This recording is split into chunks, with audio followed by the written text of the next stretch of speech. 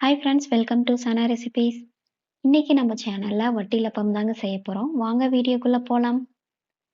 வட்டிலப்பம் செய்யறதுக்காக ஒரு பாத்திரத்துல 6 முட்டையை உடைச்சு சேர்த்திக்கோங்க.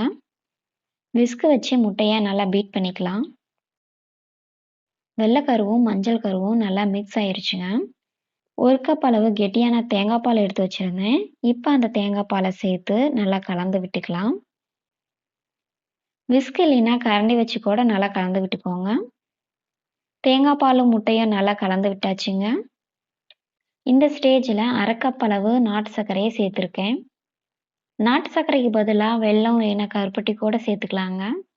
நம்ம கருப்பட்டி சேர்த்தும் போது இன்னும் நல்லா கலராகவும் டேஸ்டாகவும் இருக்கும். பாருங்க, நாட்டு சர்க்கரை கரைய கரைய பாலோடைய கலரும் நல்லா டார்க் ஆகுது. 1/2 டீஸ்பூன் ஏலக்காய் தூள் இருந்தால் ஏலக்காய் தூள் சேர்த்துக்கோங்க. நான் 4 ஏலக்காவை தட்டி சேர்த்துருக்கேன். ஏலக்காய் சேர்க்கும் போது நல்லா வாசமாக இருக்கும். முட்டையோட வாசம் குறைவாக இருக்குங்க. கலந்து விட்ட பிறகு இதை நல்லா வடிகட்டிக்கலாங்க.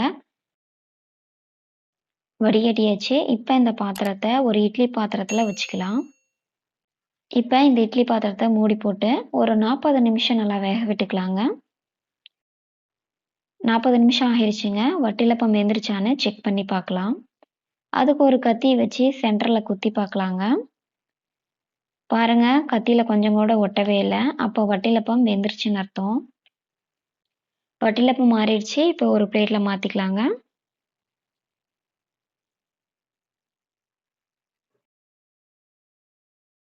இப்போ இந்த வட்டிலப்பத்தை குட்டி குட்டி பீசஸாக கட் பண்ணிக்கலாம். அவ்வளோதாங்க, ஈஸி அண்ட் ஹெல்தியான வட்டிலப்பம் ரெடி.